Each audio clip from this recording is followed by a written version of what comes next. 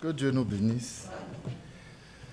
Achève en moi. Non. Soutiens mon faible courage.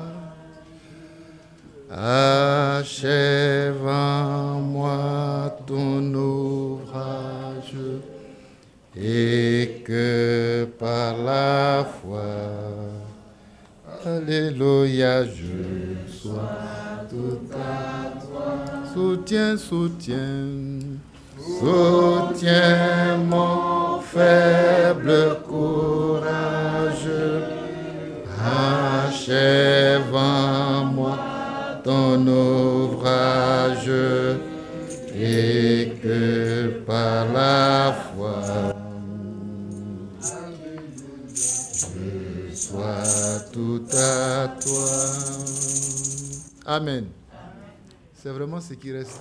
On va s'incliner pour la prière. Seigneur, tiens-nous par la main, parce que nous ne connaissons pas le chemin.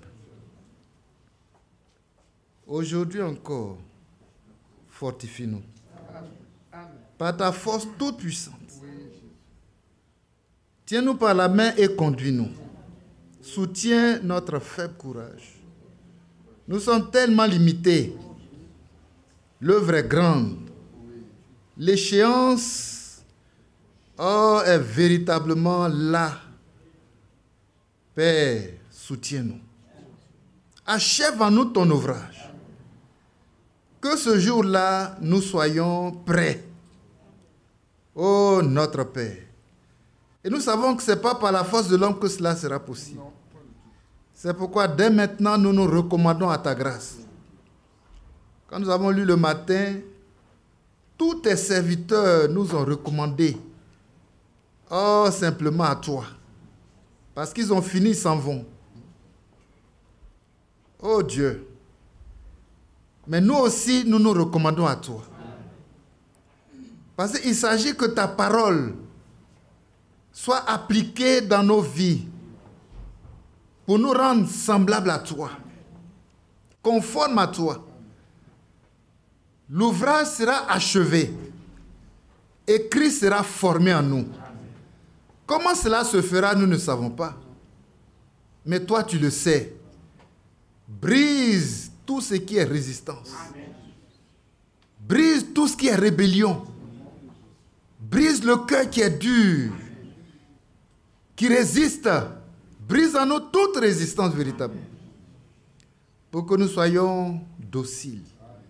Des cœurs dociles. Des cœurs qui s'abandonnent dans tes mains. Pour que tu nous façonnes comme toi tu veux. Afin que nous soyons conformes à toi. Oh, que ton ouvrage soit achevé. Pour que nous soyons présentés à toi comme une épouse sans tache, ni ride, ni rien de semblable, mais sainte et irréprochable. Cela se fera. C'est notre prière. Cela se fera parce que c'est ta volonté. Tu nous as appelés pour que cela se fasse. Seigneur, que ton œuvre se fasse. Bénis-nous encore à la lecture de ta parole. Et parle à nos cœurs. Parle à nos cœurs. Nous sommes dans les dispositions pour que tu nous parles. Fais-le que nous soyons édifiés, fortifiés. Seigneur, reçois toute la gloire. Merci au nom de Jésus-Christ. Amen. Gloire à Dieu. Que Dieu nous bénisse. Je pense que à la suite de ce que nous avons reçu le matin, nous restons dans le même thème. Tout simplement, revenons à notre Dieu. C'est le temps. Même le message, c'est un message du retour. C'est ça, non? C'est un message du retour. C'est ce qui reste. Et quand je vois ce champ panoramique, quand l'ange a annoncé le message au prophète, lors de ce baptême à la rivière ou au fleuve, au Io, Alors qu'il baptisait la 17e personne, la voix qui a retenti dans le ciel. De même que Jean-Baptiste a été envoyé comme précurseur de ma première venue, je t'envoie avec un message qui préparera ma seconde venue. Mais regardez les deux missions. La mission de Jean-Baptiste, c'est pour ramener. On est d'accord? C'est pour ramener un groupe. La mission de William Branham, c'est encore pour ramener. Et je veux qu'on comprenne qu'aujourd'hui, ce qui reste, c'est que nous devons revenir au Seigneur. À Jésus-Christ. Jean-Baptiste ramenait le cœur des pères aux enfants. Mais c'est précisément à Christ. Il est un peu comme le tampon entre l'Ancien et le Nouveau Testament, mais il ramène le cœur des pères de l'Ancien Testament là. Il les ramène à Christ. Amen. Et à la fin, la religion, comme le frère nous a présenté le tableau ce matin, s'est tellement éloignée. Mais Dieu a envoyé un prophète. Amen. Qui a pour mission de ramener nos cœurs à la foi des pères. C'est-à-dire encore nous ramener à Christ. Revenons de tout notre cœur à Christ. C'est pour faire l'expérience de l'évangile. Comme on a vu ce matin, l'évangile, il faut tout simplement résumer. On va lire la parole de Dieu dans Isaïe 55.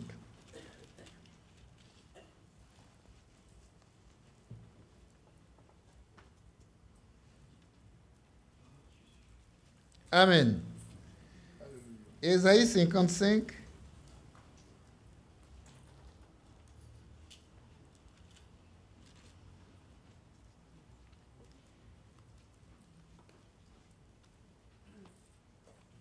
À partir du verset 6. Frère, tu vas lire pour nous.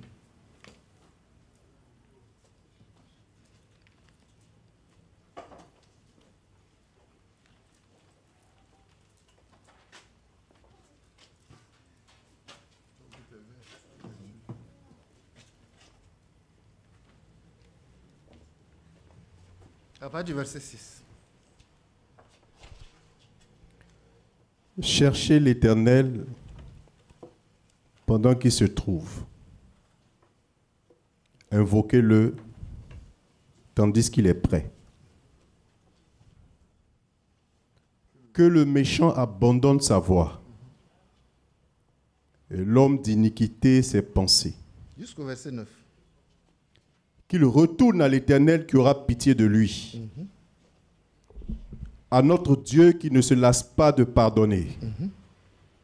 Car mes pensées ne sont pas vos pensées et vos voix ne sont pas mes voix, dit l'Éternel. Amen. Autant les cieux sont élevés au-dessus de la terre, autant mes voix sont élevées au-dessus de vos voix et mes pensées au-dessus de vos pensées. Amen. Amen. Dieu te bénisse, tu peux t'asseoir. Nos pensées et les pensées de Dieu, frères et sœurs, c'est le ciel et la terre. Regardez la distance. On est d'accord? Et c'est ce qui est écrit là. Autant mes voix sont élevées au-dessus de vos voix et mes pensées au-dessus de vos pensées. L'écart est, je ne sais pas, c'est des milliers d'années-lumière. Mais le Seigneur lui-même veut nous mettre dans sa pensée. Amen. Il veut nous mettre en lui. Il veut nous mettre en lui. Cherchez l'Éternel pendant qu'il se trouve. C'est le temps. Et comme je l'ai dit le matin, pour nous, C'est un nouveau recommencement. On a essayé, mais il faut essayer encore. Il faut essayer autrement. Pas comme l'homme peut faire. Ce qu'on doit faire maintenant là, depuis le départ, il faut que ce soit l'œuvre du Saint-Esprit.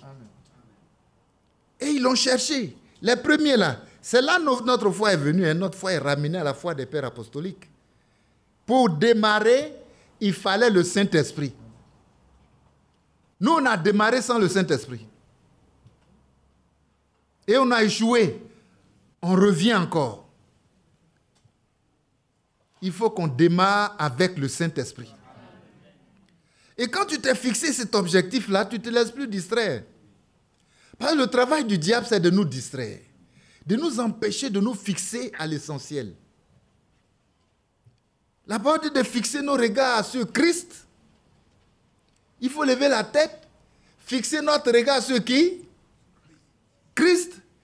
Et que c'est en lui que se trouve notre vie. C'est en lui que nous sommes cachés. Mais on n'a pas la tête levée. On n'est pas concentré sur l'objectif qui est Christ. Le message doit nous ramener à Christ. Parce que dans Christ, là, il y a une expérience à faire qui va faire de nous un homme nouveau. Et chacun poursuit pour lui-même. Vous voyez, c'est ce que Jean-Baptiste, il devait ramener les anciens à Christ. Parce que depuis des millénaires, depuis des siècles avant, les prophètes, ils se sont succédés, ils n'ont parlé que de ce Christ-là, de ce Messie-là. Je pense que c'est juste, hein? Ils n'ont parlé que de lui. Tous ont parlé de lui. Pour que eux, ils soient amenés à Christ. C'est le point central. Et nous sommes à la fin, on nous ramène là pour qu'on puisse faire l'expérience que les disciples ont fait. Mais quelle expérience ils ont fait? C'est le baptême du Saint-Esprit. Aujourd'hui, dans la religion, on parle de baptême du Saint-Esprit. Mais est-ce que c'est le vrai? Non. Non. Ils ont trafiqué beaucoup de choses. Ils ont trafiqué leur baptême du Saint-Esprit. Ils ont trouvé que le parler en langue, c'est le signe initial. Si on t'a entraîné, que tu as pu faire tu as le Saint-Esprit. Et ils vont avec ça. Et ils poursuivent leurs objectifs. Mais nous, Dieu a dit, ça ne peut pas se faire comme ça. Je vous envoie un prophète. Et sa mission là, c'est de vous faire sortir complètement de ce qui est dans votre temps. Et de revenir au commencement. Pour faire l'expérience du baptême du Saint-Esprit comme ceux qui ont démarré là avec Christ là, comme ils ont fait. Comme ils ont fait à la chambre haute. Amen. Amen. Le même baptême du Saint-Esprit. Voilà le but même du message. Donc si c'est le but du message, nous ramener à cette foi du commencement là, pour que nous ayons la même expérience du baptême du Saint-Esprit, frères et sœurs, ça veut dire que sans le Saint-Esprit, on ne peut pas démarrer le message. Rien ne peut se faire. Amen. Maintenant, quand on a démarré sans le Saint-Esprit, ce n'est pas l'œuvre de Dieu, c'est l'œuvre des hommes. Est-ce que ça peut nous amener à l'enlèvement? Non, certainement pas. Donc, revenons. Que Dieu nous aide à revenir. Amen. Que Dieu nous aide à revenir. Il dit, revenez à moi, je reviendrai à vous. Il y a beaucoup de passages. Revenir là, c'est autant pour les anciens que pour les nouveaux. Autant pour ceux qui ont commencé de l'Ancien Testament à Christ et ensuite de nous à Christ. Que Dieu nous aide à voir ce chemin-là à l'esprit et de comprendre qu'il n'y a rien d'autre. Tout est Christ. On dit Ancien Testament, mais tout l'Ancien Testament, leur objectif, c'est lui qu'ils visaient, c'est lui qu'ils doivent atteindre, c'est lui qu'ils doivent connaître, c'est lui qu'ils doivent expérimenter, c'est Jésus-Christ. C'est Jésus-Christ. De sorte que longtemps avant, on est dans Ésaïe, mais vous allez voir tellement de... Voyez, sa naissance même est annoncée. Son statut, c'est qu'il est. Un enfant nous est né. On peut lire? Amen? C'est quel est le... Un enfant nous est né. Le matin, on disait, c'est un enfant particulier, c'est une naissance particulière, une vierge qui enfante. Amen.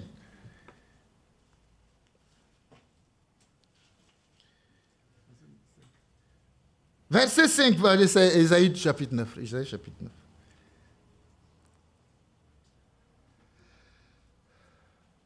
Car un enfant nous est né. C'est le prophète qui prophétise. Et cet enfant-là, il va naître près de 700 ans après. Et il se trouve que c'est Jésus-Christ. L'enfant de la fille vierge Marie dont on a parlé le matin. Un enfant nous est né, un fils nous est donné, et la domination reposera sur son épaule. On l'appellera admirable, conseiller, Dieu puissant. Alors, dites-moi, à part lui, il y a un autre Dieu? Non. Amen. Il faut que nos cœurs soient ramenés. Parce que dans notre temps là, un tel enfant qui est né, un tel Jésus n'existe pas. C'est un Jésus découpé en 3 personnes. Il y a le Père, c'est même pas lui. Il y a le Père à part, le Fils et le Saint-Esprit. Lui, il est une entité dans le système. Ça nous amènera nulle part. Revenons à la parole de Dieu. L'enfant qui est né là, c'est le Dieu puissant. Après lui, il n'y a pas un autre Dieu. Avant lui, il n'y a pas un autre Dieu. Non seulement il est Dieu puissant, il est quoi encore? Père éternel. Prince de la paix. Est-ce qu'ils ont compris? Au temps où cette prophétie a été annoncée, certainement pas. Mais il fallait que ça soit à sa place. C'est une parole de Dieu qui est à sa place. Amen. Chaque parole est à sa place. Et c'est le tout qui forme la parole de Dieu. C'est le tout, c'est l'ensemble. Quand on prend le verset, le chapitre 7, verset 14 du chapitre 7, le verset 14 du chapitre 7, c'est écrit, c'est pourquoi le Seigneur lui-même vous donnera un signe. Amen. Voici la jeune fille. Il est dit jeune fille. Mais la vraie tradition, comment on peut dire ça? Le terme juste, c'est la Vierge. Et il y a des traditions où, effectivement, voilà, chez le frère, c'est mis la Vierge. C'est pourquoi le Seigneur lui-même vous donne un signe. Voici la Vierge deviendra enceinte. La Vierge deviendra enceinte. Elle enfantera un fils. Et elle lui donnera le nom d'Emmanuel. C'est elle qui donnera le nom. Amen.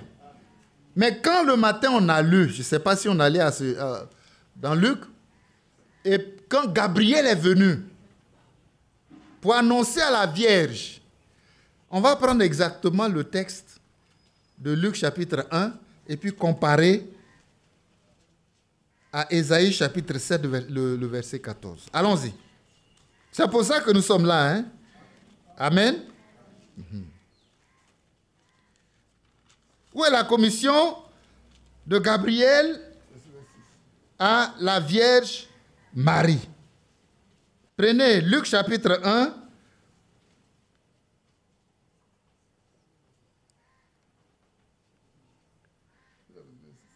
Bon, le 38, bon, et avant ça. Voilà. À partir du verset 28, pour raccourcir un peu. Mais pour que vous sachiez que c'est d'elle qu'il s'agit, on prend le verset 27. Oh, il dit, auprès d'une vierge. Bon, donc on prend le 26 en même temps. Au 6e mois, l'ange Gabriel fut envoyé par Dieu dans une ville de Galilée, appelée Nazareth. Verset 27. Auprès d'une vierge, fiancée à un homme de la maison de David, nommé Joseph. Le nom de la vierge était Marie. Verset 28. L'ange entra chez elle et dit, « Je te salue, toi à qui une grâce a été faite. Le Seigneur est avec toi. » Troublée par cette parole, Marie se demandait ce que pouvait signifier une telle salutation. L'ange lui dit, « Ne crains point, Marie, car tu as trouvé grâce devant Dieu. Et voici, tu deviendras enceinte et tu enfanteras un fils. Et tu lui donneras le nom de Jésus. » Quand on revient dans Ésaïe 7, 14, c'est exactement cela qui est dans la prophétie 700 ans avant l'accomplissement. C'est pourquoi le Seigneur lui-même vous donnera un signe. La Vierge deviendra enceinte. Elle enfantera un fils. Là-bas, il a dit, tu enfanteras un fils. Et elle lui donnera le nom d'Emmanuel. Amen. Et ici, c'est dit exactement pareil. Tu lui donneras le nom. Quel verset? Voilà, verset 31. Et tu lui donneras le nom de Jésus. Tu lui donneras le nom de Jésus. Donc, l'ange est venu faire la commission à Marie parce que c'est elle qui connaît tous ces détails-là. Et ici, on dit c'est elle qui va nommer son enfant. Parce que rien n'est des hommes, ça vient de Dieu. Et que signifie Emmanuel? Amen. Que signifie Emmanuel? Dieu avec nous. Et c'est donc ce Dieu-là, puissant, ce Père éternel, qui s'est fait enfanter par une vierge pour être avec nous. Amen. Pour être parmi nous. Vous voyez, la parole de Dieu, là, elle est une. On ne peut pas la séparer. Donc, vous voyez, ces anciens-là, déjà, depuis l'Ancien Testament, c'est Jésus-Christ qui est annoncé. Sa naissance est annoncée là, ça s'est accompli de l'autre côté. Et Dieu a envoyé un prophète pour que leur cœur, le cœur des pères, soit ramené à Jésus-Christ, qui est l'enfant qui nous est né. Que Dieu soit loué. Parce que leur salut est en Jésus. Leur salut n'est nulle part. Leur salut n'est pas dans la religion du judaïsme. La religion que Jésus est venu trouver avec ses frères. Leur salut n'est pas dans ça. Leur salut est en Jésus. Il a tout fait pour qu'ils comprennent. Ils n'ont pas compris. Mais Dieu a un temps pour toutes choses.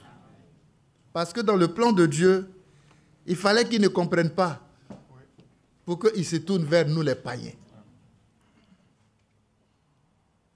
Ils se tournent vers nous, on croit, on revient à Christ, et à la fin, il va se tourner vers eux.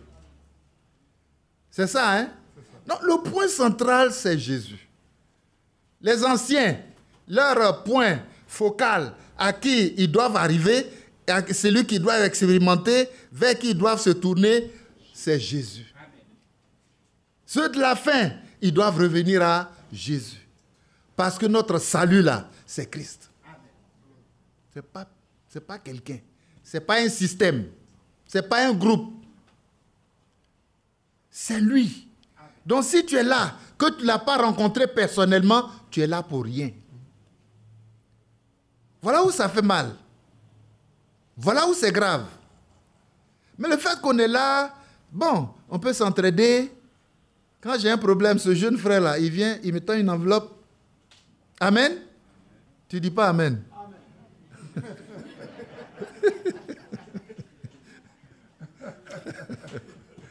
Il faut être capable de donner des enveloppes à tes frères et sœurs. N'est-ce pas? Et on pense que c'est à cause de ça on est là. On a fait fausse route. Et le fait qu'on est là, on peut bénéficier de toutes ces largesses, de toutes ces grâces-là. Quand on est malade, on prie, on est guéri. Alors c'est ça. Non, ce n'est pas ça. Il n'y a plus que ça. Ça, c'est les éléments. Voici les miracles qui accompagneront ceux qui auront cru. La chose essentielle, c'est Christ. Qui doit devenir ma vie. Amen. Et les autres choses accompagnent. Mais on a renversé les choses. Ça fait que désormais, c'est la religion. Mais nous avons quitté la religion. Donc, aujourd'hui, là, revenons sincèrement. Le message qu'on a reçu, c'est un message de retour à Christ pour faire l'expérience personnelle avec Jésus-Christ. Pas autre chose. Vous voyez, on a vu, les anciens, c'est par rapport à Christ. Les nouveaux, c'est par rapport à Christ. Ancien Testament, Nouveau Testament. Le point focal, c'est Jésus-Christ. Rien d'autre. On peut encore renchérir, hein? Allons dans Malachie. Pour ne pas se laisser distraire par les discours de ces temps-ci. Il y a trop de discours.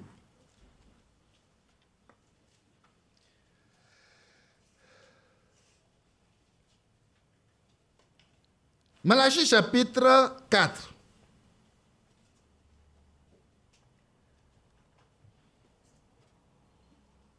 Verset 5. Voici, je vous enverrai Élie le prophète, avant que le jour de l'Éternel n'arrive. Ce jour grand et redoutable. Il ramènera le cœur des pères à leurs enfants et le cœur des enfants à leurs pères, de peur que je ne vienne frapper le pays d'interdit. Vous savez, la parole de Dieu est cachée. Voilée, hein? C'est pour qu'on y accède par révélation. Et la révélation qui vient sur cette écriture, elle est merveilleuse. Elle est tellement merveilleuse. Le verset 5 et le verset 6 de Malachie chapitre 4. Ces versets marquent deux époques distinctes. Ramener le cœur des pères à leurs enfants, c'est une époque à part. C'est ce qu'on vient de dire. Donc, s'il y a un Élie qui doit faire ça, il est forcément différent de Élie qui doit ramener le cœur des enfants à leur père. Deux époques distinctes. Deux Élies distinctes. Mais la même mission. Ramener à Christ. Le cœur des pères doit être ramené à Christ. Amen.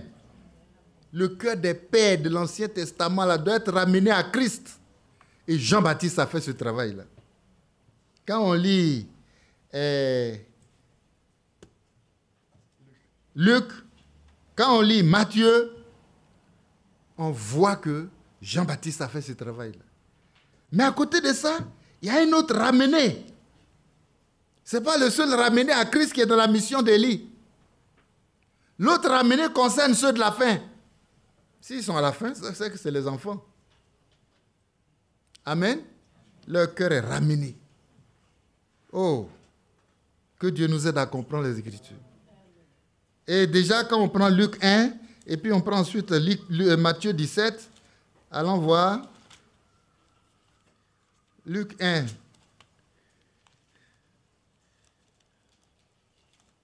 Verset 13 déjà, je vois.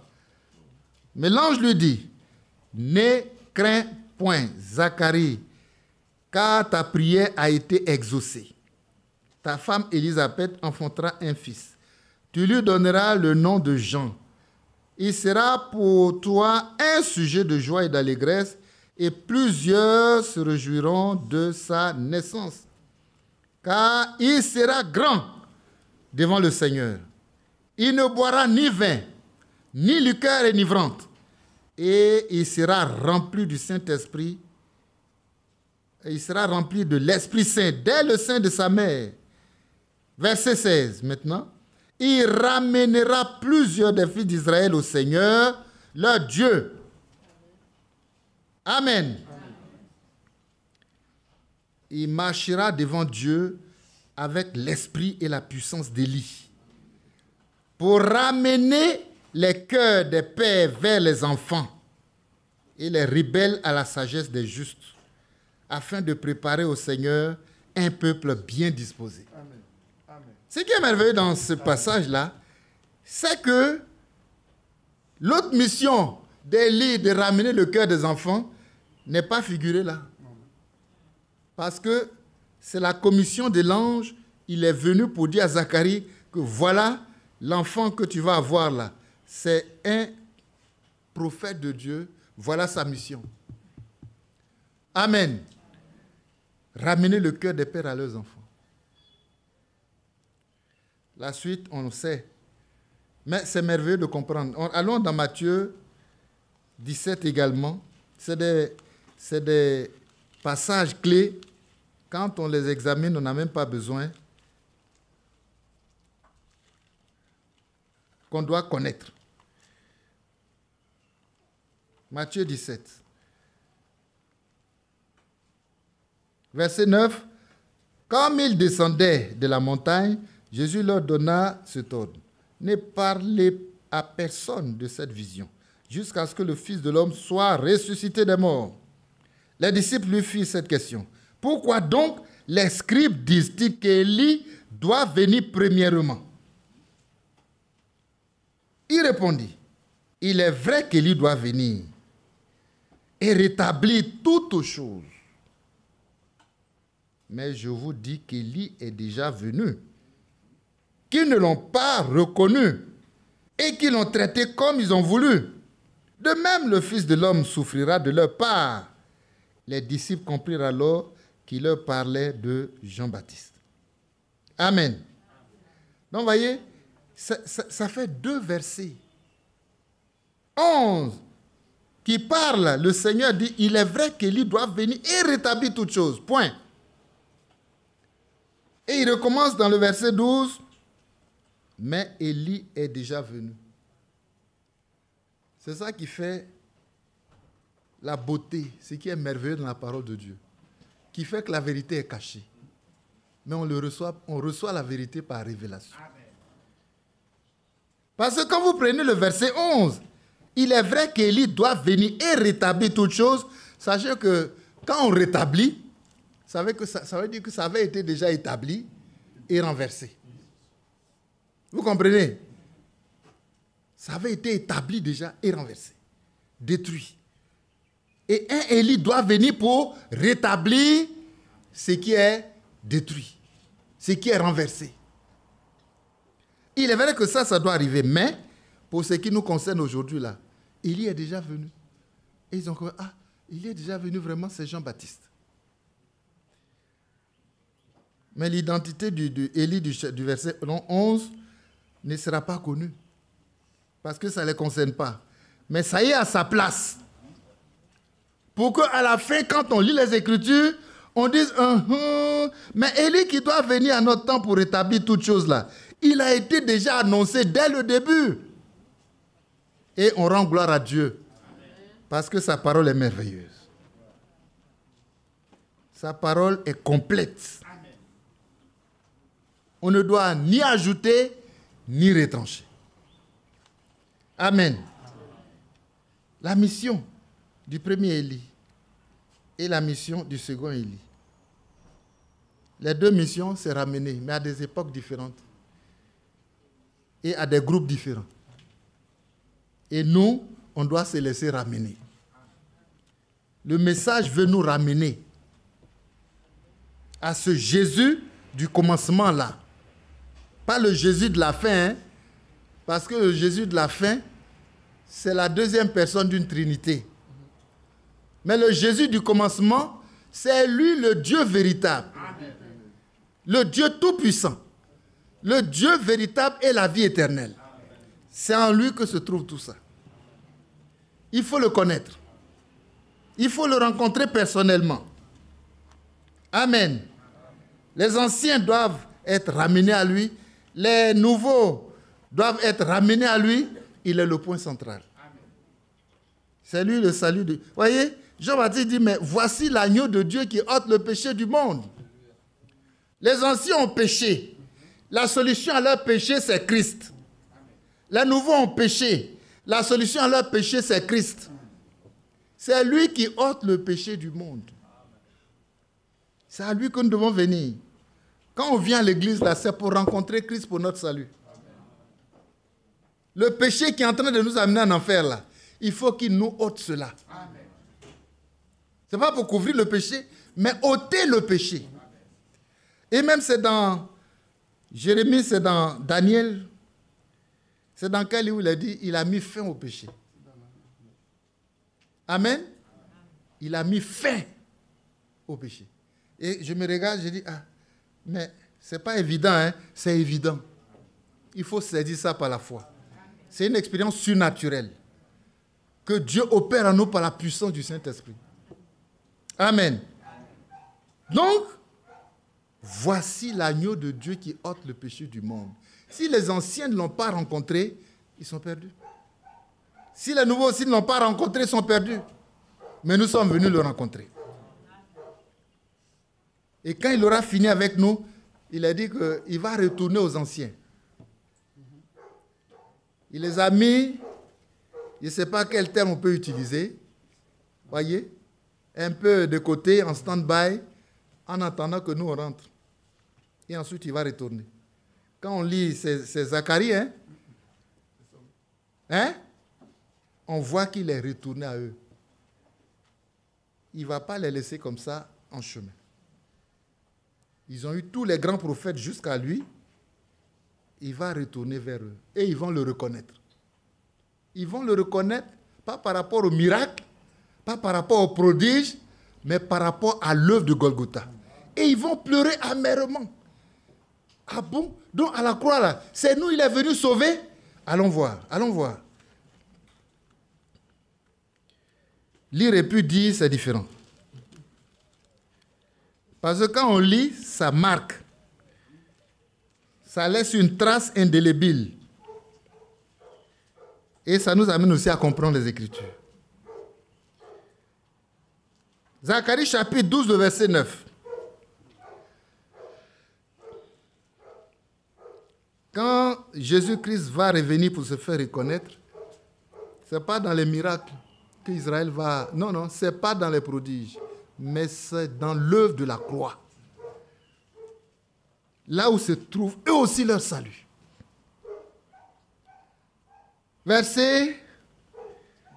Bon, commençons à partir du verset 9, comme le serviteur dit. En ce jour-là, je m'efforcerai de détruire toutes les nations qui viendront contre Jérusalem. Alors, je répandrai sur la maison de David et sur les habitants de Jérusalem un esprit de grâce et de supplication. Et ils tourneront les regards vers moi. Celui qu'ils ont percé, ils pleureront sur lui comme on pleure sur un fils unique. Ils pleureront amèrement sur lui comme on pleure sur un premier-né. Amen. Ça va être deuil en Israël. Deuil à Jérusalem. Deuil dans la maison de notre Seigneur. Ils iront même lui demander, mais d'où te viennent ces blessures-là? Hein? D'où te viennent ces blessures-là? Tes mains sont percées, ton côté est percé, tes pieds sont percés. Oh! Dit que les Juifs vont aller reconnaître Jésus-Christ, pleurer, faire deuil, et reconnaître que c'est pour eux que Christ est mort à la croix, pour leur salut. C'est notre tour aujourd'hui. Mais ce qu'ils ont perdu là, ils vont rattraper ça. Parce qu'il est le même, il ne change pas. Chapitre 13, verset 6. Verset 6. Et si on lui demande, d'où viennent ces blessures que tu as aux mains? Il répondra, c'est dans la maison de ceux qui m'aiment que je les ai reçus. Amen.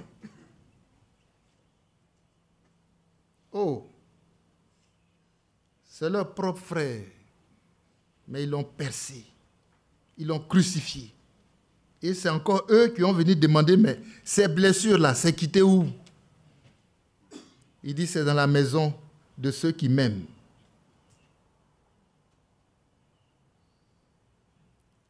Que la parole de Dieu est merveilleuse. Amen. Donc leur temps arrive où le Jésus là, qui n'ont pas reconnu, ils vont le reconnaître. Et ce n'est pas les miracles qui vont les intéresser, mais c'est l'œuvre de Golgotha qui va les intéresser. Parce qu'eux aussi, leur salut est dedans. Quand ils vont comprendre pourquoi ces blessures-là, et c'est même déjà dit, ils vont pleurer amèrement.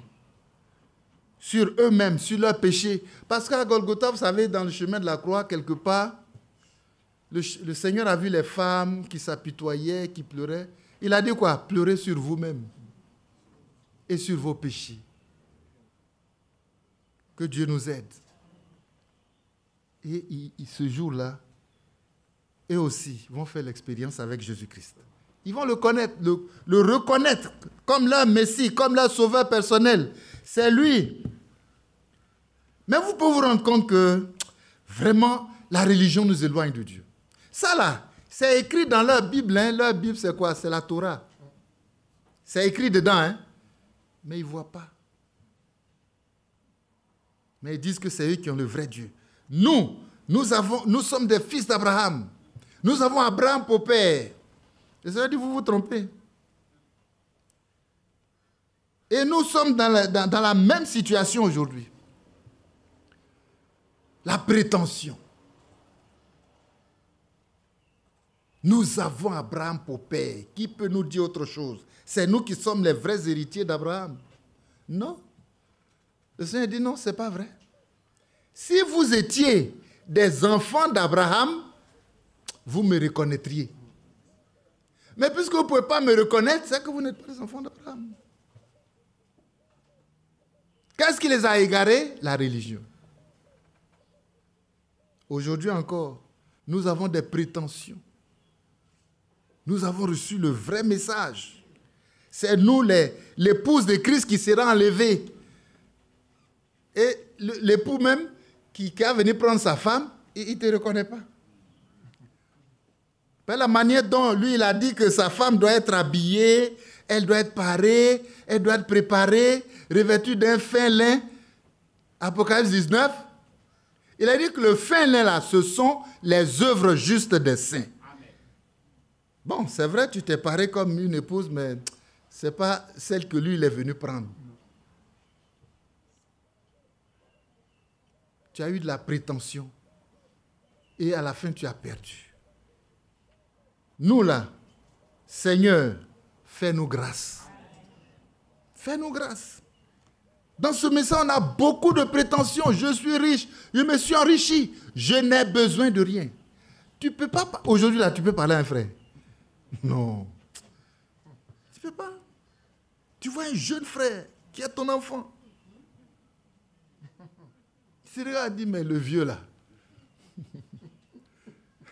Comme on peut dire, c'est les enfants qui se sont moqués du le vieux chauve. Le vieux chauve. Pourtant, c'est un prophète de Dieu tout puissant. Quand il a ouvert sa bouche, non, ça a été grave. Mais tout ça là, eux, ils ne sont pas là pour voir les gloires, hein, pour voir... non, non, non, non. Ils sont dans leur logique de rébellion, de séduction. La séduction, c'est quelque chose de grave. Que Dieu nous garde. Il va s'élever du milieu de vous des hommes qui enseigneront des choses pernicieuses. Le peuple sera séduit. Ça là, c'est accompli. Ça va même être plus grave. Mais ne soyons pas victimes. Que Dieu nous préserve. Amen. Et alors il dit, veillez donc. Veillez donc. À qui on peut parler aujourd'hui? À qui on peut donner des conseils? Mais ils ont tout le conseil de Dieu. Lui-même va te citer des versets que tu n'as jamais lus. Il va te citer des citations du prophète que tu n'as jamais lues. Il va te donner des titres même du message que tu n'as jamais lu. Alors tu as quoi à lui apprendre? Je suis riche. Je me suis enrichi. Je n'ai besoin de rien.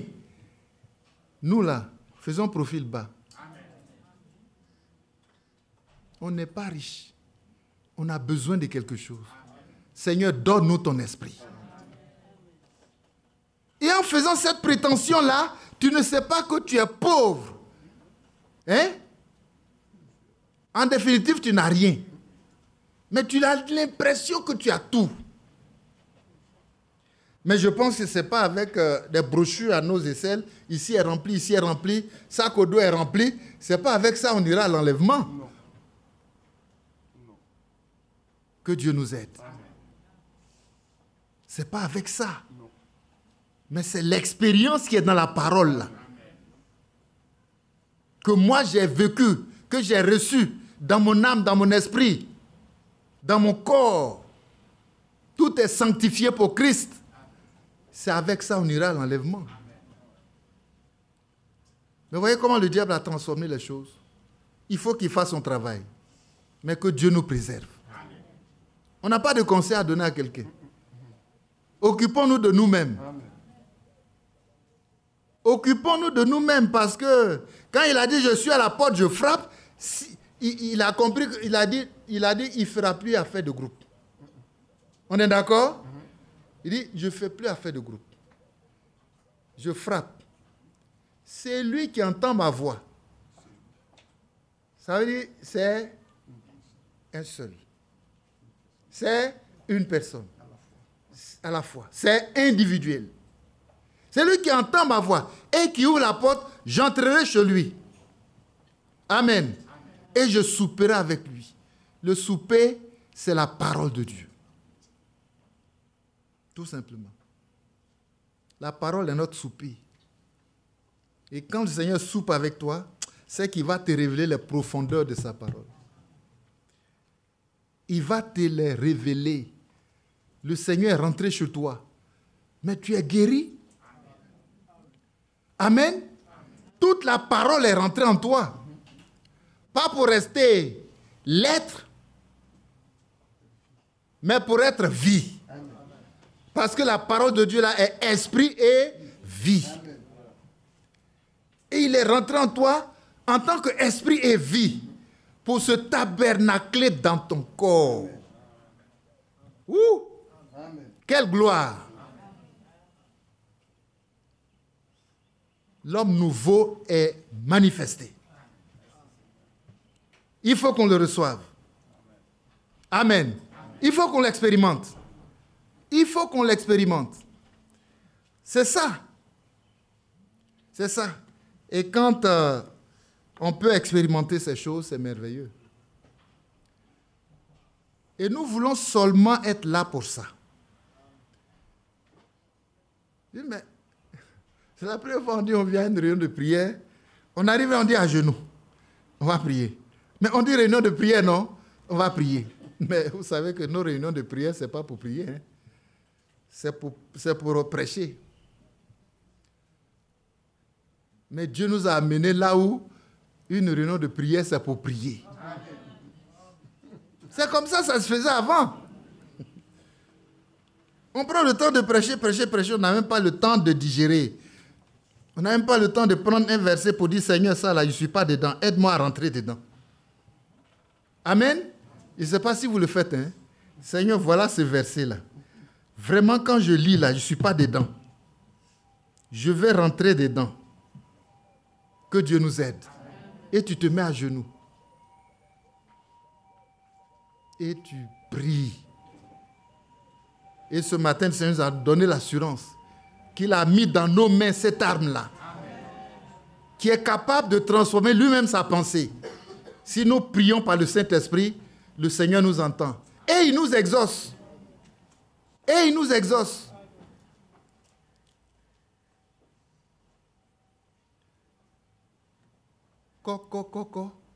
Il dit, je ne suis pas là pour le groupe. C'est lui qui entend ma voix et qui ouvre la porte. Je rentre chez lui et je soupire avec lui et lui avec moi. Le résultat, c'est que tu es rempli du Saint-Esprit. Tu es scellé du Saint-Esprit pour le jour de la rédemption. Parce que toute la parole de Dieu est accomplie en toi. Toute la parole de Dieu. Pas de restriction. Non, non, non. Toute la parole de Dieu. Toute la parole de Dieu. Elle vit en toi. Toute la parole de Dieu. Toute la parole de Dieu. C'est pourquoi quand Pierre a prêché au jour de la Pentecôte qui sont venus, il dit, répentez-vous, chacun de vous soit baptisé au nom du Seigneur. Pour nous, le baptême, c'est tout l'évangile. Tout l'évangile est dans le baptême. On n'a plus le baptême comme... Il y a le baptême religieux, hein? Mais de grâce que dans ce message-là, on ne fasse pas de baptême religieux. C'est vrai, il y a l'aspect physique, mais il y a l'aspect spirituel. Dans le baptême, là, il y a tout un mystère. Qui sait que le matin, on a dit l'évangile, c'est la mort, l'ensevelissement et la résurrection. C'est pas ce qu'on va appliquer au baptême. C'est ce qu'on va appliquer au baptême. Mais beaucoup sont allés se baptiser sans comprendre que c'est ça. Est-ce que le baptême là, c'est un vrai baptême? Parce qu'ils n'ont pas discerné. C'est comme il a dit qu'on doit discerner le corps du Christ. On ne doit pas aller à la Sainte Seine comme ça. Aller prendre du pain, prendre du vin. Que Dieu nous aide. Mais il faut discerner. Quand on prend le baptême, tout l'accomplissement de l'évangile se trouve dedans. Tout, hein? Prenons Romains.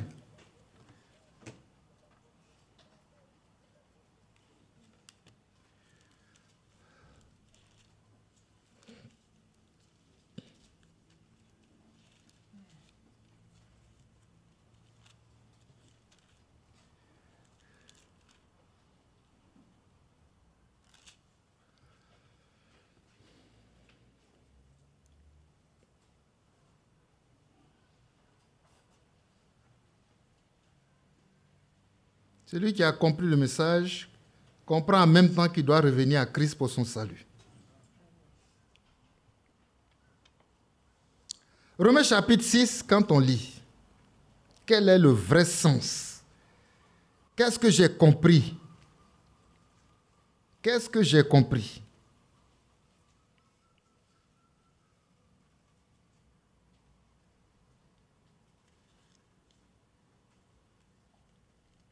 Quelle est la signification spirituelle, le sens spirituel du baptême? Que dirons-nous donc, verset 1? Demeurerions-nous dans le péché afin que la grâce abonde? La réponse est là, loin de là. On ne peut pas demeurer dans le péché et puis on dit, Dieu nous a fait grâce. Il va régler d'abord la situation de ton péché. Et puis après ça, tu vis la grâce. Amen. Donc, loin de là, nous qui sommes morts au péché, comment vivions-nous encore dans le péché? Ignorez-vous que nous tous qui avons été baptisés en Jésus-Christ, c'est en sa mort que nous avons été baptisés. Donc c'est dans la mort que tu prends la mort de Jésus-Christ. C'est dans le baptême. Vous voyez, quand Paul peut rendre ce témoignage, j'ai été crucifié avec Christ. Amen. Si je vis, ce n'est plus moi qui vis. C'est Christ qui vit en moi. C'est le baptême qui est accompli. C'est le baptême qui est accompli. Ignorez-vous que nous, ceux qui avons été baptisés en Jésus-Christ, c'est en sa mort que nous avons été baptisés, morts avec Christ. Amen. Je suis mort avec Christ. Et c'est la figure du baptême. Mort avec Christ à la croix. Crucifié avec Christ. Alléluia. Je vais pour vivre cette expérience qui est personnelle. Personnelle, individuelle. Ce n'est pas une expérience de groupe. C'est pourquoi on ne vous jette pas ensemble dans l'eau, vous allez, puis c'est une piscine. Chacun plonge de son côté. Même si vous êtes 100, chacun doit rentrer pour lui-même, individuellement. Individuellement.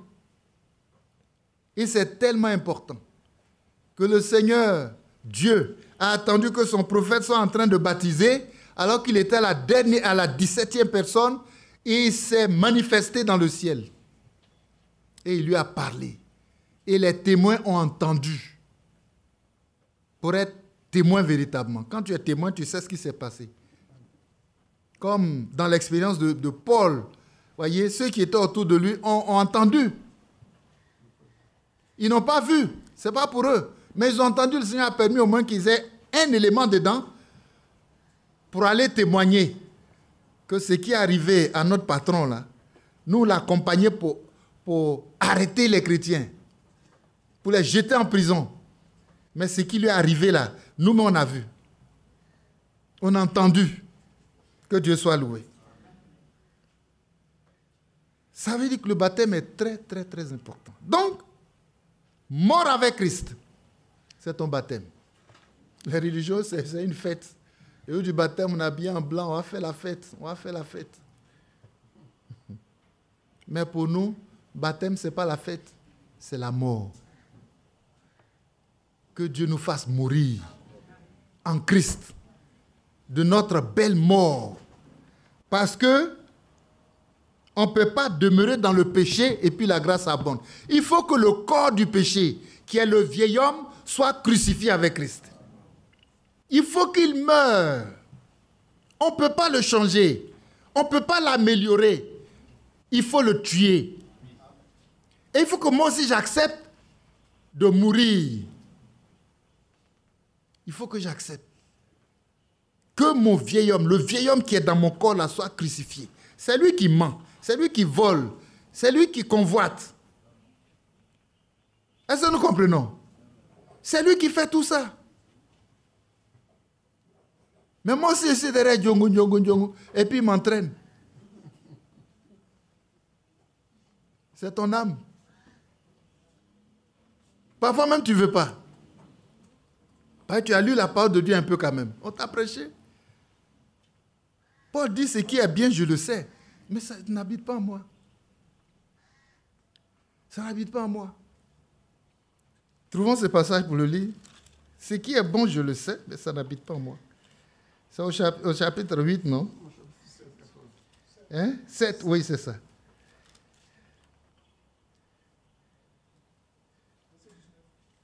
Dieu te bénisse.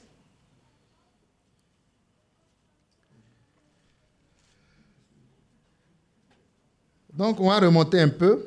C'est exactement là où le frère a indiqué. Au verset du « Ce qui est bon, je le sais, n'habite pas en moi, c'est-à-dire dans ma chair. J'ai la volonté, mais non le pouvoir de faire le bien. » Voilà notre condition. Car je ne fais pas le bien que je veux, et je fais le mal que je ne veux pas. Et si si je fais ce que je veux, et si je fais ce que je ne veux pas, ce n'est plus moi qui le fais. C'est le péché qui habite en moi. Je trouve donc en moi cette loi. Quand je veux faire le bien, le mal est attaché à moi. Car je prends plaisir à la loi de Dieu, selon l'homme intérieur.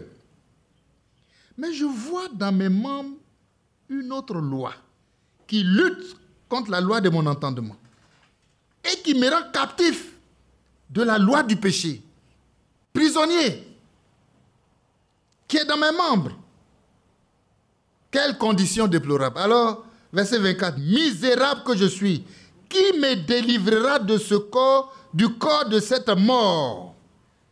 Grâce soit rendue à Dieu par Jésus-Christ notre Seigneur. Ainsi donc, moi-même, je suis par l'entendement esclave de la loi de Dieu. Je vais aller au ciel. Et je suis par la chair esclave de la loi du péché. Que Dieu bénisse sa parole. Amen. Alors tu as resté dans ce tiraillement-là. Et puis un jour on dit tu es mort. Mais tu es de quel côté finalement? Tu n'as pas été délivré. Je suis désolé. L'esclavage de la loi du péché là, tu es resté soumis à ça, tu n'as pas été libéré, affranchi. Quand on dit affranchi là, c'est par rapport à ça. La loi du péché qui est dans tes membres. Et lui là, on l'appelle le vieux. Il dit, mais je vois que ce n'est pas moi. Ça là, ce n'est pas moi. Moi, je veux ce que Dieu a dit. Mais en moi, dans mon corps, mais il y a une autre loi. Dans mon entendement, j'aime les choses de Dieu. Mais dans la chair, mais j'ai fait comment? C'est ce que le Seigneur est venu résoudre. Cette énigme-là est résolue. Le Seigneur nous a libérés. Amen. Quand j'ai cru en lui et qu'on m'a amené aux eaux du baptême, c'est cette opération-là qui allait se faire. Que Dieu soit loué. Quand on te plonge dans l'eau, c'est ce que ça veut dire.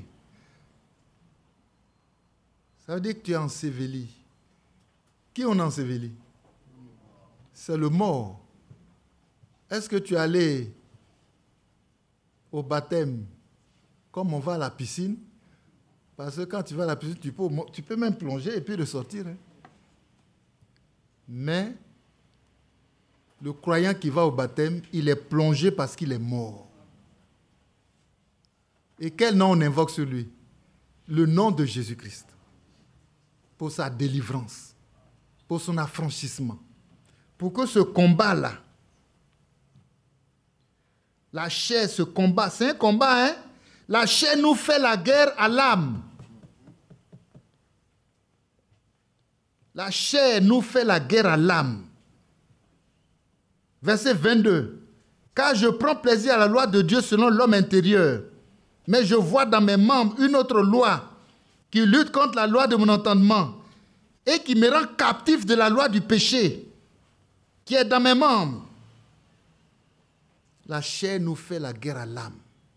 Mais le Seigneur nous délivre de la chair. En faisant quoi? En crucifiant la chair. Est-ce que j'accepte de mourir? Si j'accepte de mourir, je vais mourir de ma belle mort. Pour que la chair soit crucifiée. Et que, voyez, le fait de me plonger dans l'eau du baptême veut dire que je suis enseveli. Amen. Enseveli. Mort avec Christ. Enseveli avec Christ. Quand on t'ensevelissait, on a invoqué le nom de Jésus-Christ sur toi. Pour que la puissance de Dieu te libère, te délivre de ce combat-là. Et la troisième figure, c'est quoi? Tu ressors de l'eau comme quoi? Un ressuscité. Tu es ressuscité avec Christ. Verset 4 du chapitre 6. Nous avons donc été ensevelis avec lui par le baptême en sa mort. Est-ce que nous sommes d'accord? Afin que comme Christ est ressuscité des morts par la gloire du Père, de même nous aussi, nous marchions en nouveauté de vie. Quelqu'un qui va au baptême, qui ressort de là, il est ressuscité avec Christ. Il est ressuscité avec Christ. C'est ce qu'il allait matérialiser. Donc, la signification spirituelle du baptême, là, elle est plus importante que l'aspect matériel physique. D'aller à la piscine ou bien à la rivière, je vois l'eau, il y a l'aspect physique du baptême. Ce n'est pas ça que nous retenons. Mais c'est le sens, la signification spirituelle qui est là-dedans. L'expérience de la mort, de l'ensevelissement et de la résurrection. Est-ce que nous sommes d'accord? C'est de ça qu'il s'agit. C'est tout l'évangile qui est accompli là. Mort, ensevelissement et résurrection. Ce téléphone-là veut quoi? Il ne veut pas se laisser dompter.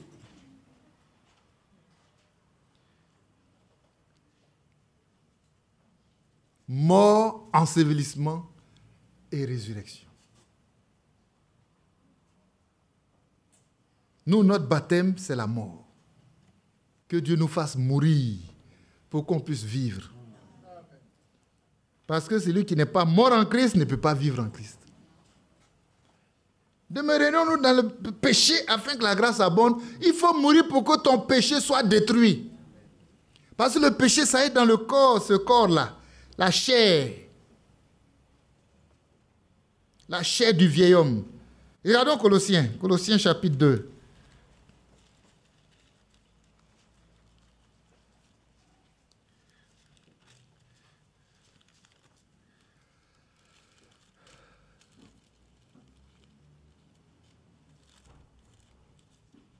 Où c'est écrit? Au verset, allons jusqu'à 12.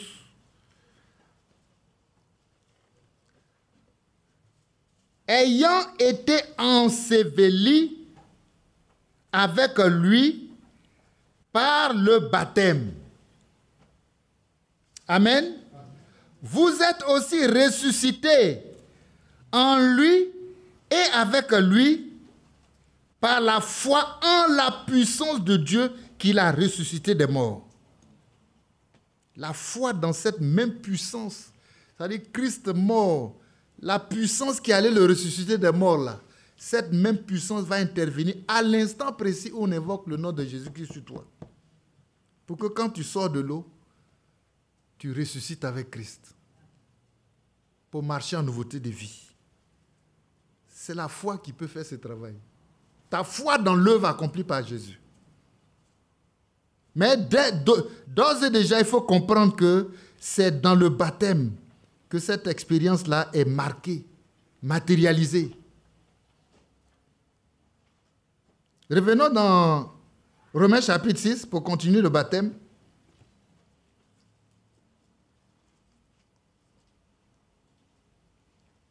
Donc, on a déjà lu le verset 4, mais on relit encore. Nous avons donc été ensevelis. Nous avons donc été ensevelis avec lui par le baptême en sa mort, afin que comme Christ est ressuscité des morts par la gloire du Père, de même nous aussi, nous marchions en nouveauté de vie.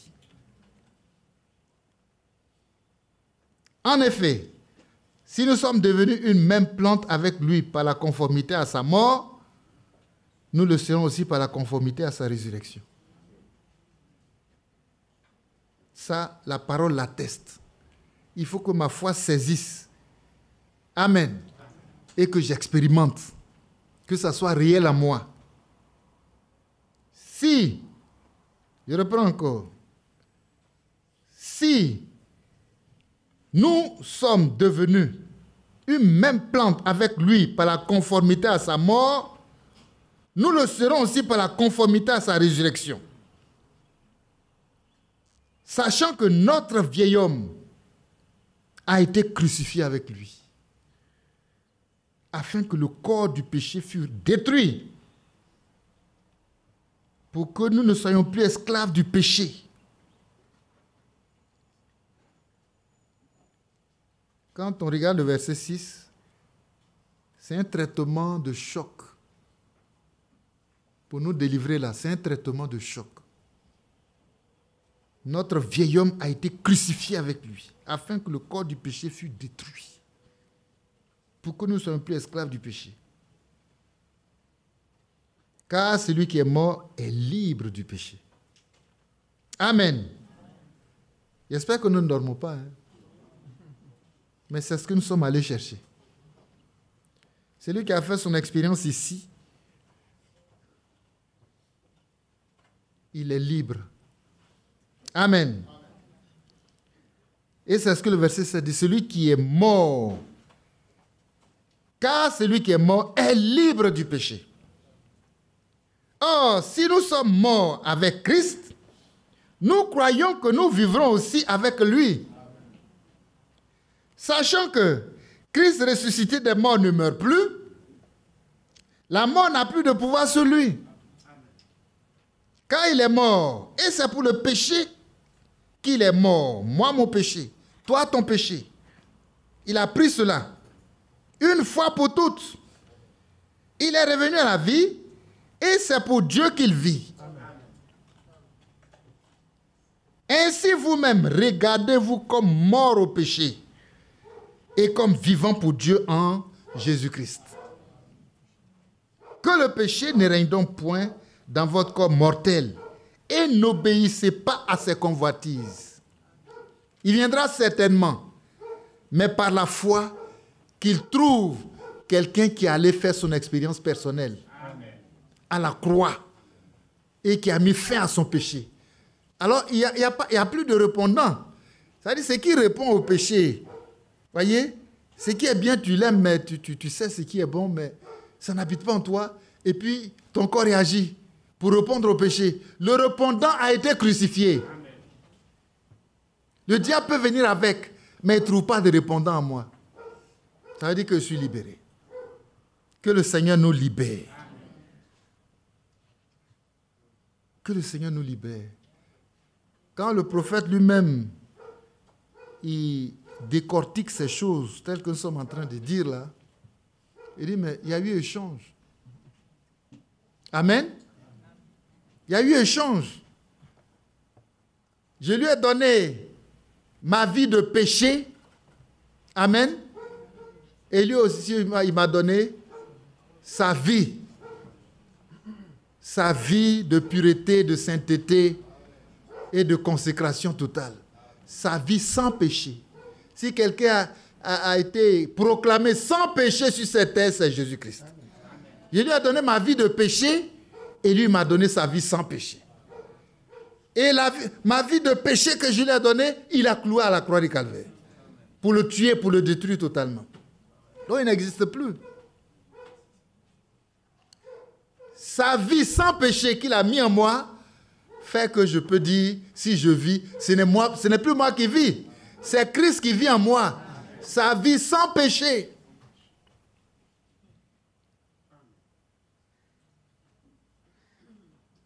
Que signifie baptême? Au sens spirituel, que Dieu nous aide. Baptême physique, mais surtout, c'est le baptême spirituel. C'est une expérience personnelle avec Christ. William Branham dit, c'est un échange. Ma vie de péché, Christ a pris cela. Et moi-même, je lui ai donné.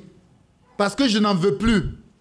Misérable que je suis, qui va me délivrer? Et il est venu. Il dit, c'est moi qui te libère. Il dit, prends tout. Ne laisse rien qui va me compromettre. Que Dieu nous aide. Et il a tout pris. Il m'a donné pour lui sa vie. Sa vie. Et je regarde dans sa vie là, il n'y a pas de péché dedans. C'est une vie de sainteté. Donc on peut désormais m'appeler saint. À cause de cette vie que Christ m'a donnée. On peut m'appeler saint. Verset 13. Ne livrez pas vos membres au péché comme des instruments d'iniquité, mais donnez-vous vous-même à Dieu comme étant vivant de mort que vous étiez, et offrez à Dieu vos membres comme des instruments de justice. Jadis, c'était des instruments d'iniquité. Mais aujourd'hui, c'est des instruments de justice. Alléluia. Des instruments de justice. Car, verset 14, le péché n'aura point de pouvoir sur vous. Le péché n'aura point de pouvoir sur vous. Puisque vous êtes non sous la loi, mais sous la grâce. Quoi donc? Pécherions-nous parce que nous sommes péchés? Donc, pécherions-nous parce que nous sommes non sous la loi, mais sous la grâce? Loin de là. C'est dans la grâce que même que j'ai été délivré du péché. Donc, je ne peux plus pécher. Je ne peux plus pécher.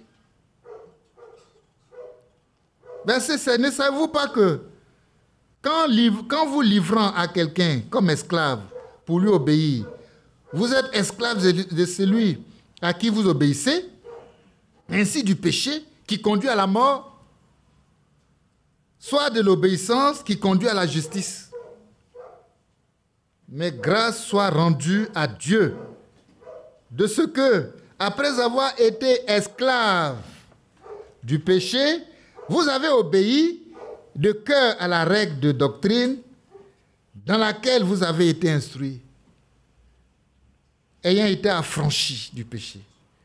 Vous êtes devenus esclaves de la justice. Amen. Je parle à la manière des hommes, à cause de la faiblesse de votre chair. De même donc que vous avez livré vos membres comme esclaves à l'impureté, à l'iniquité, pour arriver à l'iniquité. Ainsi maintenant, alléluia, livrez vos membres comme esclaves de la justice pour arriver à la sainteté. Notre objectif, la sainteté. J'ai servi le péché, mais je sers maintenant la justice pour arriver à la sainteté. Il faut que le Seigneur vienne me prendre saint. Amen. Il a décidé de se présenter une épouse sans tache ni ride. Ça dit qu'elle est comment? Une épouse sainte. Une église sainte. Pure. Sans tache ni ride. Ni rien de semblable. Mais sainte et irréprochable. Irréprochable. Et celui qui est là, qui gère la situation, c'est qui? C'est le Saint-Esprit. Il est le maître à bord. C'est lui qui décide. Et je suis saint. Il dit, vous serez saint car je suis saint. Qui vise cet objectif-là? C'est pour ça que tu es au message? Ou bien tu es au message pour aller dans l'enlèvement avec le message? Non, non, non. On est au message pour aller dans l'enlèvement avec le Saint-Esprit. Qui a ça comme objectif? Que Dieu te bénisse. Moi aussi. Je pense que nous ne sommes pas encore arrivés, mais on fait une chose. Qu'est-ce qu'on fait? Oublions ce qui est en arrière, on court vers le but. Si c'est ton but que tu as fixé, il faut courir. On court vers le but pour tenter de faire quoi? De saisir Christ. Parce que c'est en Christ que nous avons ces choses. C'est en Christ. Que Dieu soit loué. Pour arriver à la sainteté. C'est mon objectif. C'est mon but. Et le Seigneur le sait. Il connaît ton cœur. Si ton cœur est là pour baigner au milieu des croyants pour profiter d'eux, le Seigneur sait. Au milieu des chrétiens, là, c'est doux, hein? C'est ça, non? Mais il n'y a plus que ça. Au milieu d'eux, là, il y a la vie. Et la vie, c'est Christ et sa parole. Si c'est ce qui est dans ton cœur comme objectif, le Seigneur le sait. Et alors, il va traiter avec toi individuellement. Individuellement. Si quelqu'un entend ma voix et ouvre la porte, je rentre chez lui. Parce que ça, là, ça ne se passe pas à l'extérieur. Hein? Ça se passe à l'intérieur de toi-même. Ton intérieur, ton homme intérieur.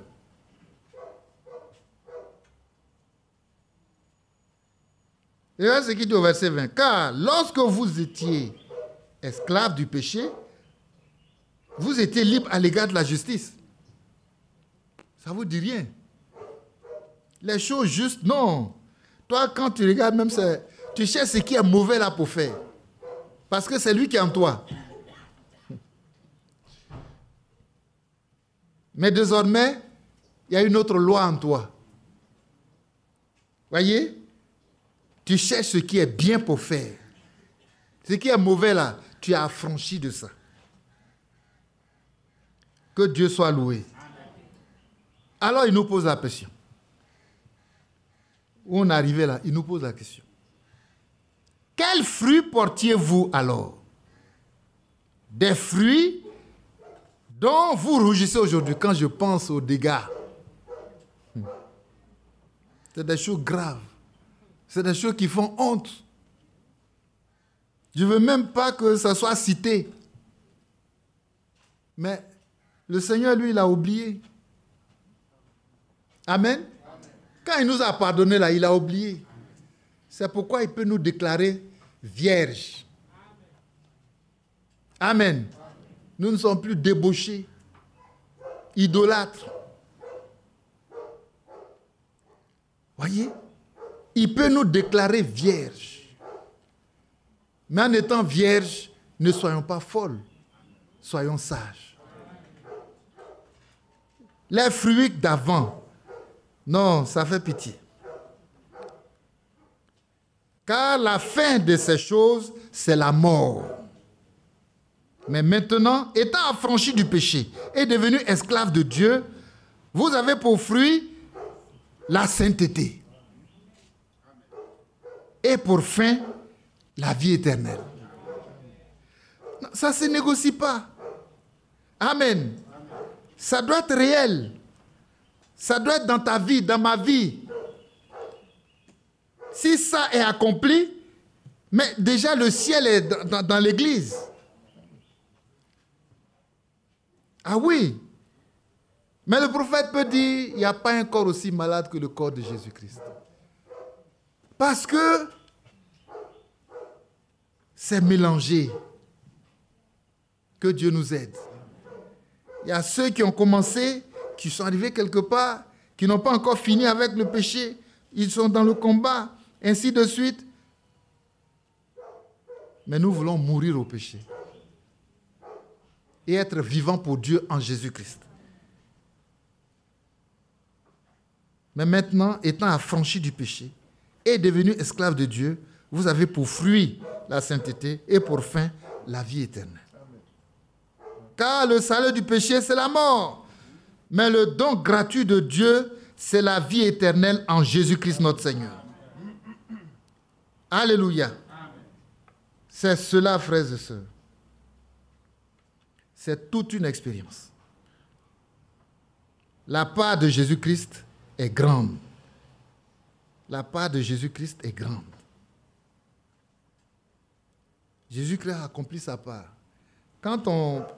C'est un long chapitre, hein, mais quand vous prenez du verset 16 jusqu'au verset 12, vous voyez que ça là, l'homme ne peut rien faire. Mais à partir du verset 3, 13, toi-même tu as pris ta décision de ne plus livrer tes membres au péché. Donc quand le péché vient, tu résistes. Tu dis non. Amen. Et comme toi-même, le Seigneur a mis dans ta main l'âme la plus redoutable. Amen. Que ton non soit non. Amen. Comment tu as dit non au péché et puis c'est le péché qui va triompher? Ce n'est pas possible. Où est ton autorité? Où est ta force? À partir du moment où toi-même là, quand tu pries, le Seigneur travaille pour toi. Le Seigneur intervient. Oh, je ne sais pas si vous me comprenez. Hein? Mais c'est très important. Parce qu'à partir du verset 13, c'est comme le Seigneur a dit au tombeau de Lazare, il a dit, ôtez la pierre. La pierre, c'est le blocage, c'est l'obstacle. Frères et sœurs, quand la pierre n'est pas ôtée, le Seigneur ne peut pas travailler en moi. Et souvent, ce qui bat, ce qui ferme, c'est la pierre. Voyez, c'est notre résistance, c'est notre incrédulité. Quand ils ont ôté la pierre, le Seigneur a ressuscité Lazare. Mais sachez bien que s'il est capable de ressusciter Lazare, il est capable aussi de commander pour que cette pierre saute. Amen. Mais il ne fera pas tout le travail. J'ai ma part, il a sa part. Amen. J'ai ma part, il a sa part. C'est moi qui décide de ne plus pécher. Et quand le père du péché vient, je lui résiste. Et la parole dit quoi? Résistez au diable et il fuira loin de vous. Est-ce qu'on a déjà résisté et puis on n'a pas eu la victoire?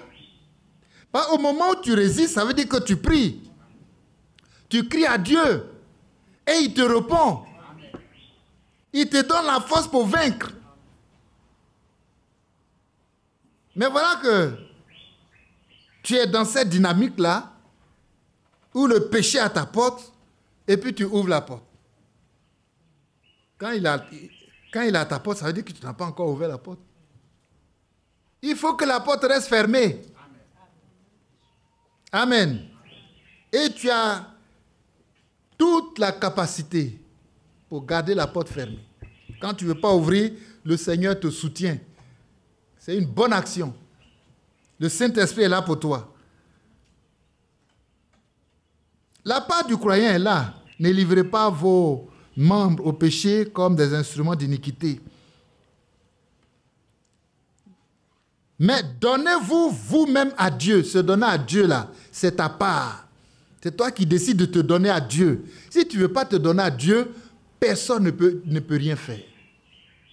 C'est ta décision. C'est ton engagement personnel. Quand on allait à la convention, voyez, le frère nous a lu ce paragraphe de la prédication du prophète où il a montré que notre Dieu là, c'est un Dieu ségrégationniste. C'est un Dieu de séparation. Mais c'est toi qui décides que je ne veux plus marcher dans ça. Je me sépare. Et il dit, si tu sais séparer ce qui est précieux de ce qui est vil. Amen. La séparation totale d'avec l'incrédulité. C'est ta décision. C'est ton engagement. C'est toi qui décides de ne plus clocher des deux côtés. C'est toi qui décides. Donc quand tu décides, alors Dieu soutient. Mais quand tu n'as pas décidé, qu'est-ce que le Seigneur peut faire? Tu décides par la foi. Le chrétien a une foi audacieuse, une foi ferme.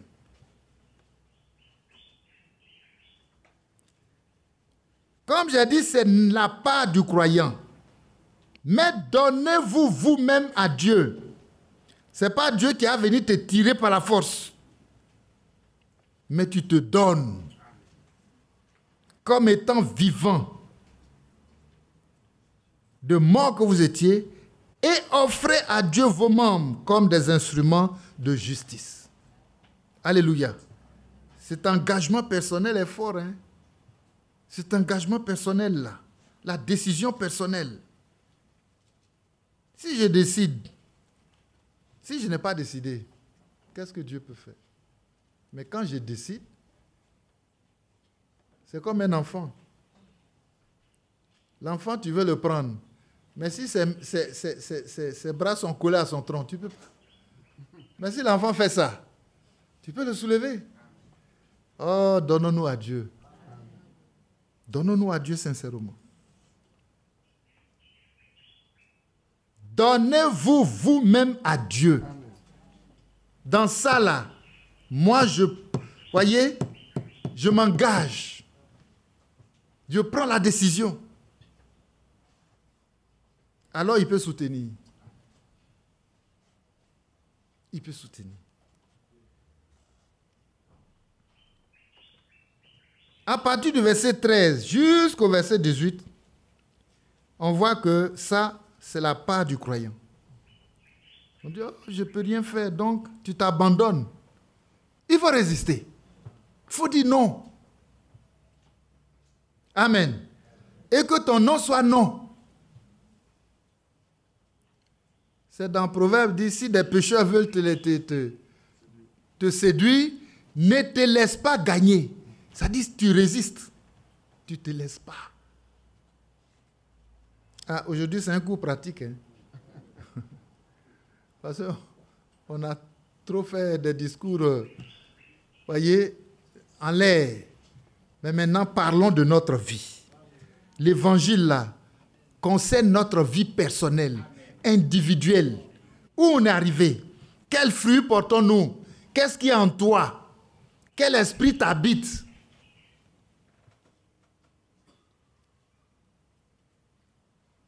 Verset 14 dit, car le péché n'aura point de pouvoir sur vous, puisque vous êtes non sous la loi, mais sous la grâce.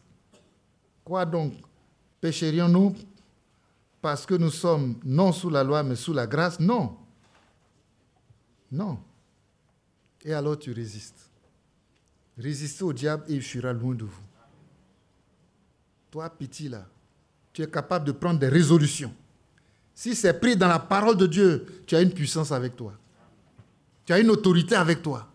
Tu as Dieu avec toi. Tu as les anges avec toi. Amen. Tu as toute la puissance de Dieu avec toi. Et il met ça à ta disposition. Il n'y a pas de guerre que tu vas mener contre Satan si tu es dans la bonne position qui est la parole et puis que tu es seul. Non, ça ne peut pas se faire. C'est ce que Dieu recherche. Des enfants de Dieu engagés, sincères, fidèles, voyez, qui combattent le bon combat de la foi. Parce que tout est par la foi. Il n'y a rien qui se fera sans la foi. Tout ce qui est ici.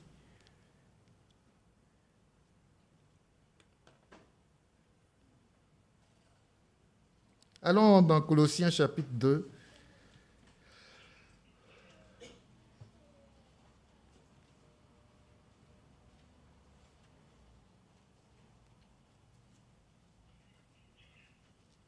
Au verset 20 où c'est écrit,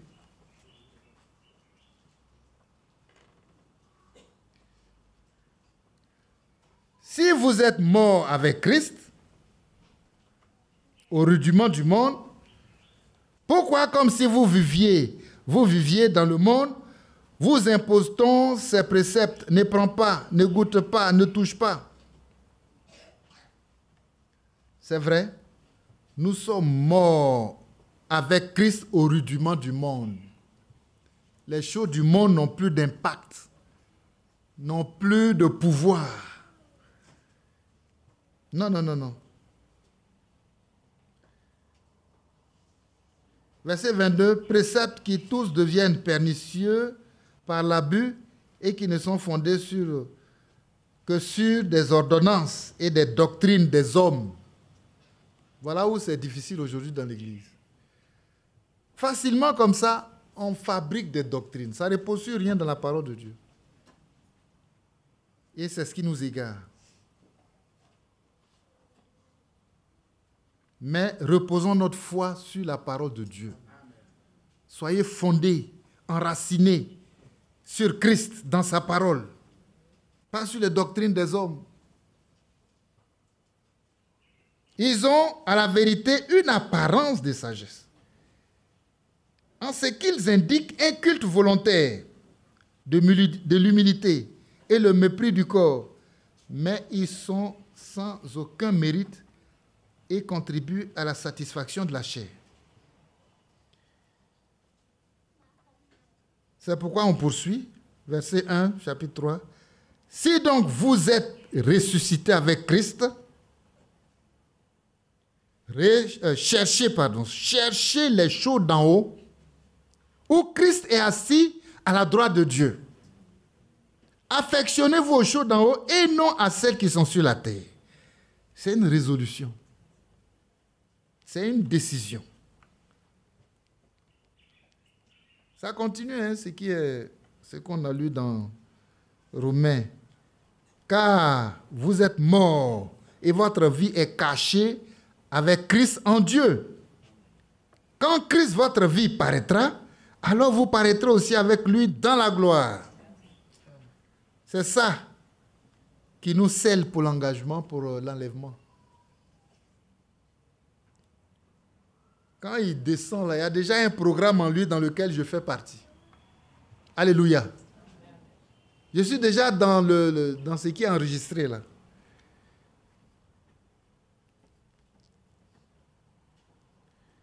Car vous êtes morts et votre vie est cachée avec Christ en Dieu. Quand Christ, votre vie, paraîtra, alors vous paraîtrez aussi avec lui dans la gloire. Et il poursuit, faites donc mourir les membres qui sont sur la terre. Que Dieu nous aide. L'impudicité, l'impureté, les passions, les mauvais désirs et la cupidité, qui est une idolâtrie. C'est à cause de ces choses que la colère de Dieu vient sur les fils de la rébellion, parmi lesquels nous marchions autrefois, lorsque vous viviez dans ces péchés. Mais maintenant, renoncez à toutes ces choses. Amen. Amen. C'est toi-même qui décides. Tu dis, je n'en veux plus. Tu renonces. Et ton non doit être non. On ne peut plus revenir en arrière. Renoncez donc à toutes ces choses, à la colère, à l'animosité. Beaucoup d'enfants de Dieu sont assis encore dans la colère. Le Seigneur les attend, qu'ils prennent la décision de prendre leur victoire. À l'animosité, à la méchanceté, à la calomnie. Facilement, quand il ouvre la bouche, c'est pas bon. Aux paroles déshonnêtes qui pourraient sortir de votre bouche. Qui pourraient sortir de votre bouche. Ne mentez pas les uns aux autres, vous étant dépouillés du vieil homme et de ses œuvres, ayant revêtu l'homme nouveau, qui se renouvelle dans la connaissance et selon l'image de celui qui l'a créé. Une restauration totale. Le mensonge n'a plus de place. Je l'ai vaincu. Revenons, que Dieu nous aide à revenir. Frères, revenons à Dieu. Revenons à sa parole. C'est le temps. Les calomnies n'ont pas de place. J'ai travaillé sur l'amour. J'ai pris le temps. Il faut travailler sur l'amour. Parce que l'amour de Dieu, là, est répandu dans nos cœurs par le Saint-Esprit. Donc, ça, ce n'est pas quelque chose, on dit, bon, moi j'ai l'amour. Non, non, non, tu prends le temps pour aller au pied du Seigneur. Tu n'as pas l'amour. Tu as peut-être pour les hommes, là. Mais pour Dieu, là, c'est le contraire de pour les hommes. Pour les hommes, là, tu fais de bien à ton prochain, à celui qui t'aime, et tu rejettes, tu fais du mal à ton ennemi. Enfin, il faut répondre au mal par le mal. Mais pour Dieu, c'est l'inverse. Amen. Tu aimes tes ennemis. Si déjà tu peux aimer, tu peux aimer ton ennemi. Tu fais du bien à celui qui te persécute et qui te maltraite. Que gloire lui soit rendue. Alors, il faut travailler dessus. Il ne faut pas prendre la prédication et puis tu t'en vas. Tu dis, Seigneur, ces versets-là, je ne suis pas dedans. À genoux. Quelque chose doit changer. Je ne suis pas dedans. Il faut que je sois dans ces versets-là. Donc, c'est qui en moi qui empêche que je sois dépouillé, que je sois libéré. J'ai une victoire à prendre. Amen. Il faut que cette parole de Dieu-là soit vie en moi. Et je poursuis ça comme un objectif. Dans la prière, je serai exaucé. Et La prochaine fois qu'il enverra quelqu'un, voyez, pour me mettre en colère, je vois qu'il n'y a pas de répondant. Et je suis heureux. Ah, c'est là où même il doit se fâcher, il est heureux. Non, je suis heureux parce que j'ai pris une victoire sur moi-même, pas sur quelqu'un. C'est moi qui vais aller au ciel.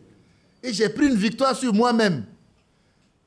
Là où je devais me mettre en colère, je ne suis pas en colère. Donc j'ai été vainqueur. J'ai pris une victoire sur moi-même. Que Dieu nous aide. Et on persévère comme ça, point par point. Point par point.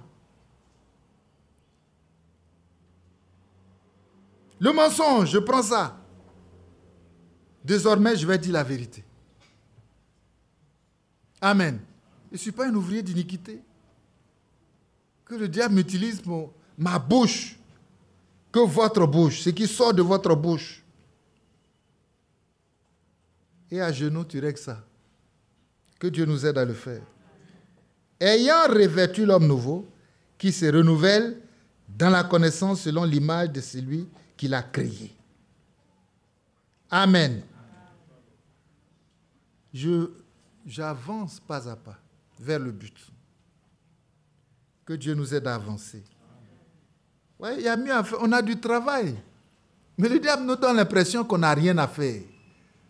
On est dans le Seigneur là, c'est pour faire des palabres, c'est pour répondre aux attaques, c'est pour répondre aux coups, c'est pour lever la tête et puis balayer l'horizon pour voir qu'est-ce qui se passe même. On dit quoi encore? On est à la chasse des informations. On n'a besoin de rien. Les informations qui sont dans le monde, ce n'est pas pour nous. Kamala Harris sera présidente, ce n'est pas notre programme. Moi, mon programme, c'est la sanctification de l'esprit, s'il vous plaît. Désormais, quand vous dites sanctification, là, ajoutez esprit dessus.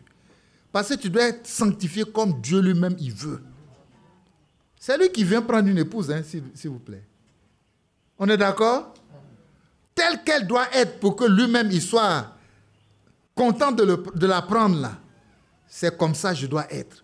Et c'est l'esprit qui connaît les exigences de l'époux. Il va te mettre au pas. Amen. Il va te mettre au pas. C'est lui. C'est lui qui connaît. Donc, la sanctification de l'esprit. On a essayé beaucoup de formes de sanctification, mais désormais, soumettons-nous à la sanctification de l'esprit. Que Dieu soit loué. On termine, hein? Soumettons-nous à la sanctification de l'esprit, comme on a lu le matin et qu'on va encore le prendre et le lire, parce que c'est là que nous allons tirer une conclusion. Soumettons-nous à la sanctification de l'esprit.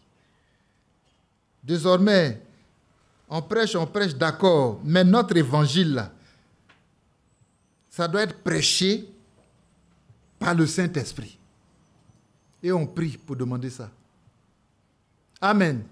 L'évangile que le Saint-Esprit prêche là, c'est ce que nous voulons. Alors, il nous dira exactement les exigences de l'époux. Il va nous instruire et il va nous conduire dedans. 1 Pierre chapitre 1. Au verset 2. Et qui sont élus selon la préscience de Dieu le Père, par la sanctification de l'Esprit, afin qu'ils deviennent obéissants et qu'ils participent à l'aspersion du sang de Jésus-Christ. Que la grâce et la paix vous soient multipliées. Ça, c'est la part des élus. Donc, quand les élus ne seront pas séduits, tout ce que les élus font là, c'est directement rattaché au Seigneur. Ils ne cherchent pas à gauche ni à droite. Hein. Non. Ils visent le but. Leur objectif, c'est le Saint-Esprit ou rien. Donc, tout ce qu'ils font, c'est par le Saint-Esprit.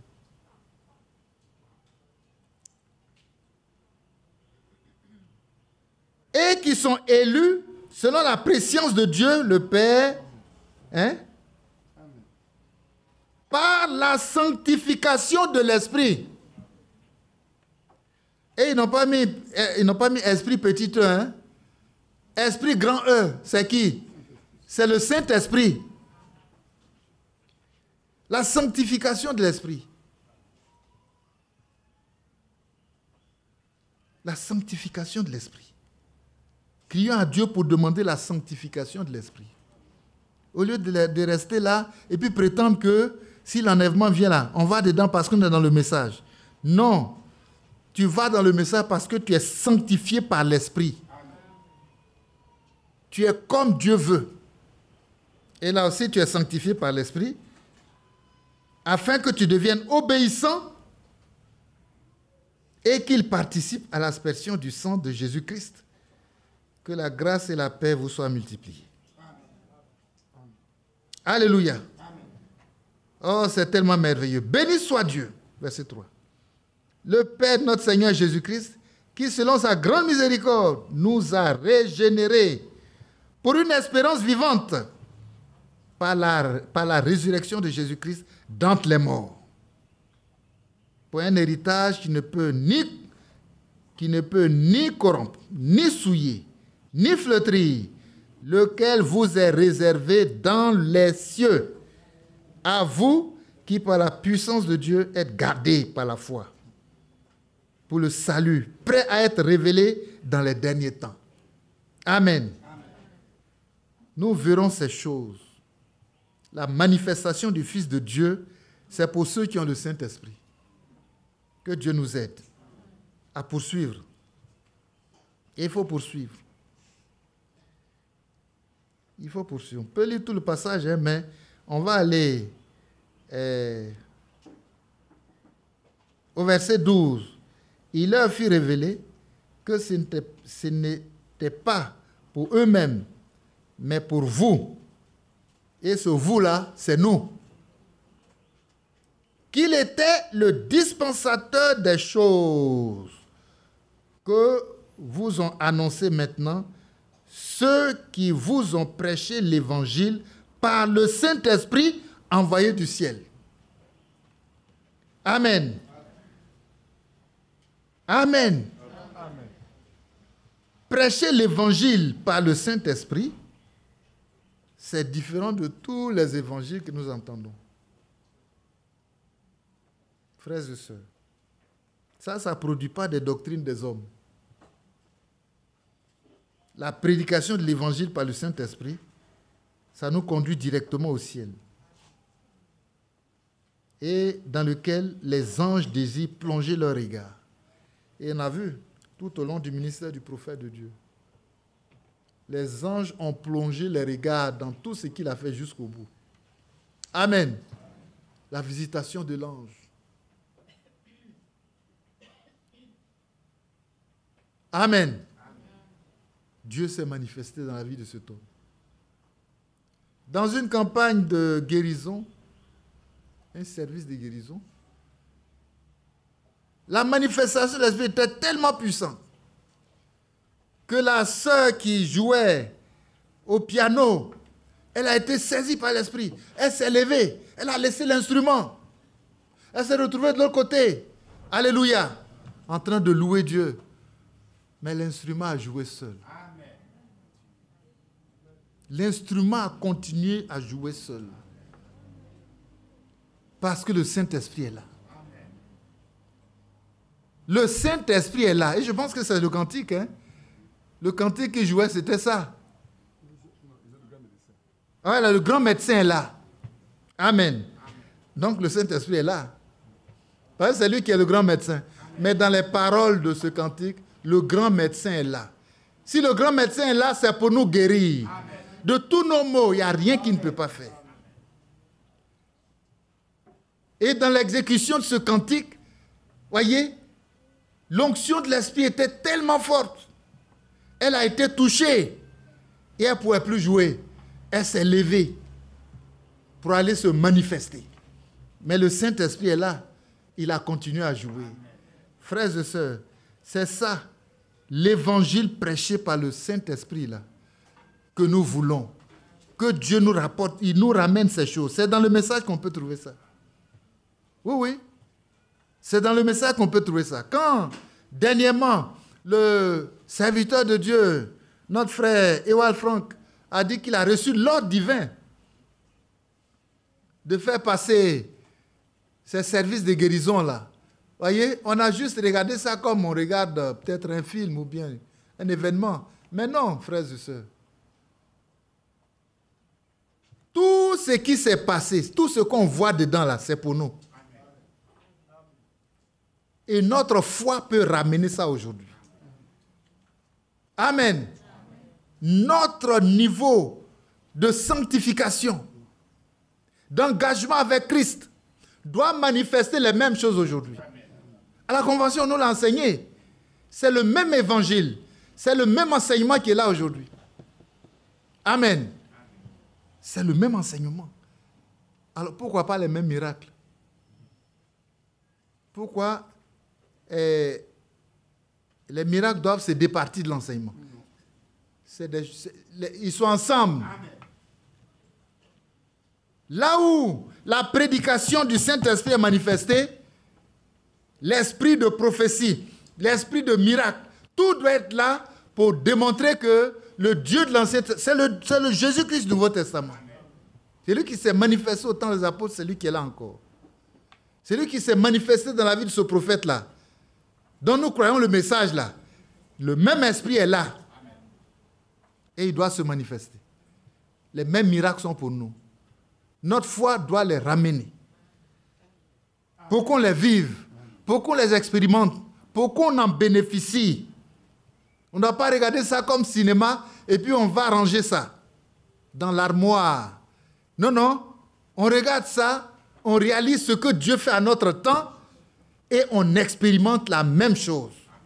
La vie de Dieu en nous, la puissance de Dieu en nous, sa présence au milieu de nous, la sanctification de l'esprit. Et nous allons pas à pas vers le but. Quand un beau matin, les choses vont changer complètement, que sa présence sera manifestée, nos yeux le verront. Amen. Pas les yeux d'un autre. Mes yeux verront Christ. Que Dieu soit loué. Et qu'il nous bénisse.